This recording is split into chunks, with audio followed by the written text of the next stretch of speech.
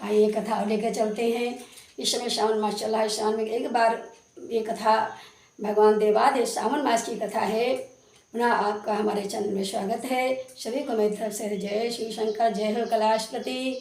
देवादिदेव महादेव, देवों के देव महादेव जग से निराले, मेरे नयन के हैं बस वही उजाले। महादेव की कृपा है, इसलिए भगवान की वर्षा अपने भक्तों पर सदा कृपा वर्षा होती रहती है। तो एक बार माता पार्वती, ये कथा जो चल रहे हैं सभी शिव मास की कथा है, सावन मास की कथा है। ये शिव मास, सावन मास ही शिव मास के रूप में जाना जाता है। और इस मास में हमें भगवान भोलेनाथ को प्रसन्न करने में जाने का और उन्हें आशीर्वाद वरदान पाने का पूर्ण अधिकार मिलता है। आप किसी प्रकार भोले बाबा को रिझा लीजिए, बना लीजिए, प्रसन्न कर लीजिए कि भोले भाले देवता तो आप सभी कथा जानते हैं, आते हैं, राक्षसों को वरदान दे देते हैं। तो हम सभी भक्त वत्सल हैं, हम ही से भगवत प्रेमी हैं, तो हमें भोले बाबा अपनी कृपा से वंचित करेंगे। हम सभी श्रावण मास में भोले बाबा की हार्दिक कामना, वंदना और आशीर्वाद और प्रेम को अवश्य प्राप्त करें। तो ये शिव कथा है, शिव माता पार्वती की कहानी है। और एक बार भगवान भोले बाबा, चलो कहानी को शुरू करते हैं, मोबाइल स्कैन पे लाते हैं। हर हर महादेव, जय हो गौरी मैया की, जय शिवा शक्ति की। एक बार भगवान भोलेनाथ माता पार्वती को लेकर के मृत्य लोक को भ्रमण करने के लिए चले हैं।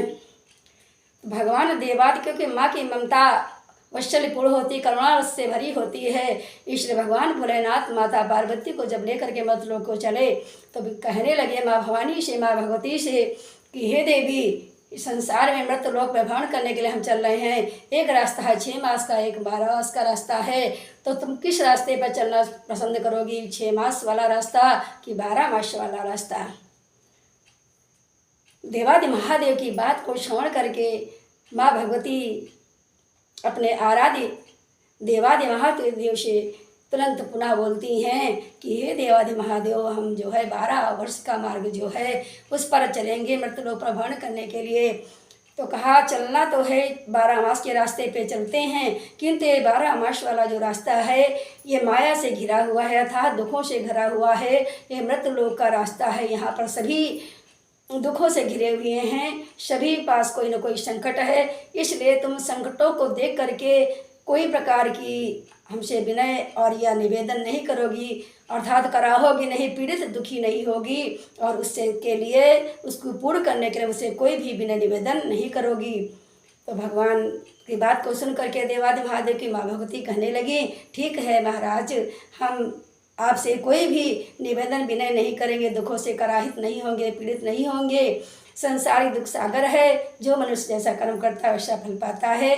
जब ये प्रार्थना स्वीकार कर ली तो भगवान भोलेनाथ माँ पार्वती को लेकर के चले हैं। और चलते चलते रास्ते में आए तो देखा एक घोड़ी पड़ी हुई थी जो करा रही, छटपटा रही थी। माँ भगवती ने देखा तो वहाँ पर ठहर गई और कहा कि महाराज देवादि महादेव, ये स्वामी, ये घोड़ी कराह क्यों रही है, क्यों छटपटा रही है। कहा ऐसा है, दुख से डूबी हुई है, दुख से जो है पीड़ित है, क्योंकि ये प्रसव पीड़ा से छटपटा रही है, ये बच्चे को जन्म देने वाली है। भोलेनाथ से माँ भगवती कहने लगी कि हे स्वामी, इतना दुख होता है माँ बनने में, बच्चे को जन्म देने में, तो मेरे गांठ लगा दो। भगवान भोलेनाथ करेंगे, नहीं देवी, गांठ नहीं लगती, गांठ जो लगेगी वो फिर कभी नहीं खुलेगी। और ऐसा समझा करके भगवान भोलेनाथ माँ पार्वती को लेकर के आगे को चलते हैं। फिर चलते चलते जाते हैं, पहुँचे एक नगर में, जा कर के पहुँचे जहाँ बहुत बड़ा जो है राज्य था, नगर बहुत बड़ा था, राजा का दरबार भी था, परंतु कोई भी सुखी नहीं था, सभी पर उदासी छाई हुई थी, सभी जो है दुख थे और सभी उदास और निराशा में भाव नजर आ रहे थे सभी में। जब राजा को देखा इस तरह तो भगवान से माँ भगवती कहने लगी कि हे राजा, हे महाराज, ये राजा का दरबार है, यहाँ सब उदास और चिंतित दुखी क्यों हैं, क्यों सबके मुखमंडल पे उदासीनता की लहर छाई हुई है।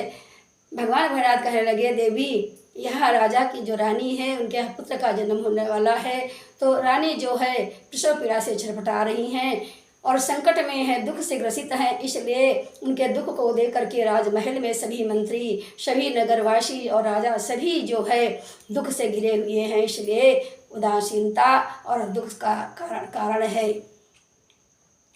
भगवती फिर कहने लगी कि भोलेनाथ से कि इतना दुख संसार सागर में है, इस मतलब में इतना ही दुख है, यहाँ सब दुख ही दुख है, इसलिए नाथ मेरे गांठ लगा दो।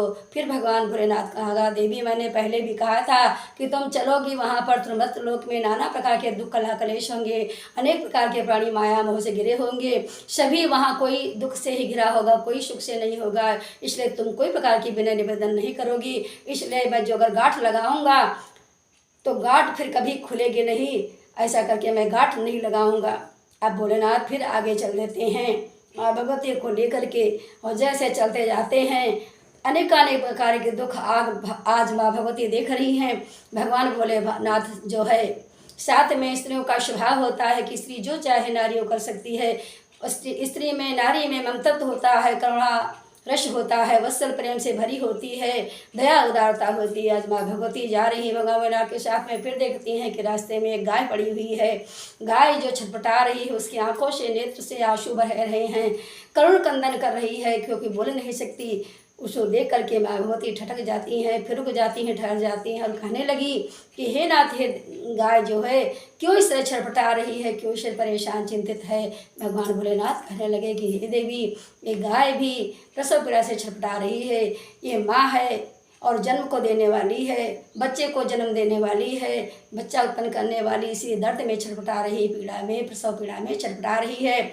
इसलिए कह करके आगे चलते हैं। माँ भगवती फिर जाते हैं कि नाथ गांठ लगा दो, मुझसे देखा दुख नहीं जा रहा है। माँ भगवती ने जिद कर दी। भगवान भोलेनाथ कहने लगे, देवी गांठ जो लग जाती है वो खुलती नहीं है। मैंने बार बार तुमको समझाया, इसका पहले भी मैंने वादा कर लिया था, वचन दे दिया था कि तुम कोई प्रकार का दुख दे करके कराह नहीं करोगी, कोई भी दुख करके व्यथित नहीं होगी, कोई भी दुख दे कलेश दे करके शोक सागर में डूब नहीं जाओगी, इसलिए मैं गांठ नहीं लगाऊंगा। इस बार माँ भवानी ने जिद कर दी। भगवान भोलेनाथ ने कहा कि गांठ लग जाती है देवी, खुलती नहीं है, अगर मैं गांठ लगा दूंगा तो गांठ खुलेगी नहीं। भगवती ने जिद कर दी। जिद करने पर भगवान भोलेनाथ गांठ लगा दी।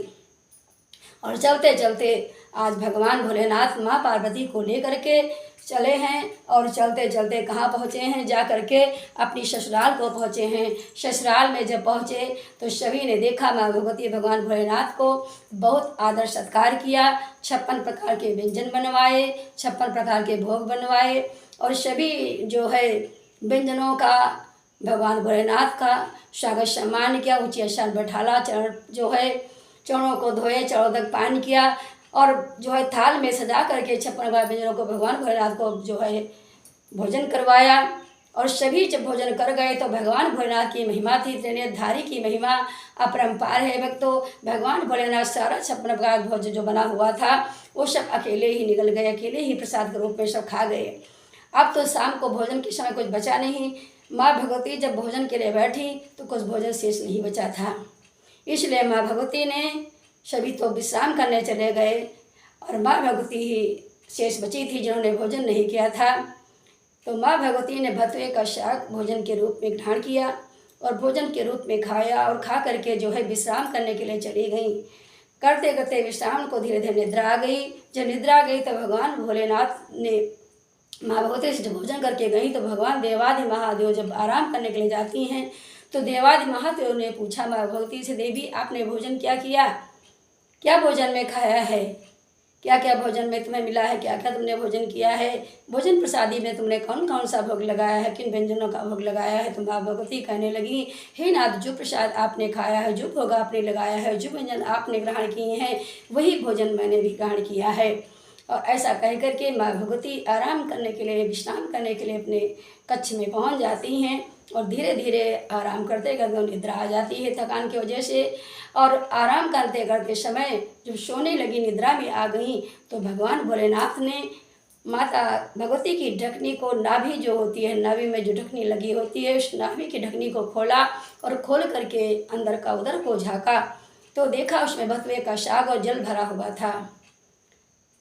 फिर उस ढकने को बंद कर दिया, और जब प्रातःकाल जो है माँ भगवती जगी तो भगवान देवादि महादेव कहने लगे, हे देवी, तुमने मुझसे झूठ बोला है, तुमने भोजन जो मैंने किया है वो भोजन तुमने नहीं किया, अर्थात 56 प्रकार के जो व्यंजन बनाए गए थे, जो भोग तैयार किए गए थे, उस भोग को तुमने जो है ग्रहण नहीं किया, उस प्रसाद को तुमने नहीं पाया, उस भोजन को तुमने नहीं खाया, तुमने तो भतुए का साग खाया और ऊपर से जल का पान किया। आप माँ भगवती समझ गई कि भगवान भोलेनाथ अंतर्यामी हैं। इन्होंने मेरे उदर को चेक किया है, मेरे पेट को चेक किया है, मेरी नाभि को चेक किया है। और भगवान भोलेनाथ से माँ भगवती कहने लगी कि हे प्राणनाथ, तुमने मेरी नाभि खोली है, इस नाभि आज मुझे वचन दे दो कि आज से कोई किसी की नारी की नाभि नहीं खोलेगा, किसी की नारी की नाभि को खोल करके उसका उदर नहीं देखेगा, अर्थात किसी नारी की नाभि को खोल करके नहीं देखेगा, क्योंकि इस जो है नाभि में जो है बेटी के मैके की ससुरे की लज्जा छिपी होती है।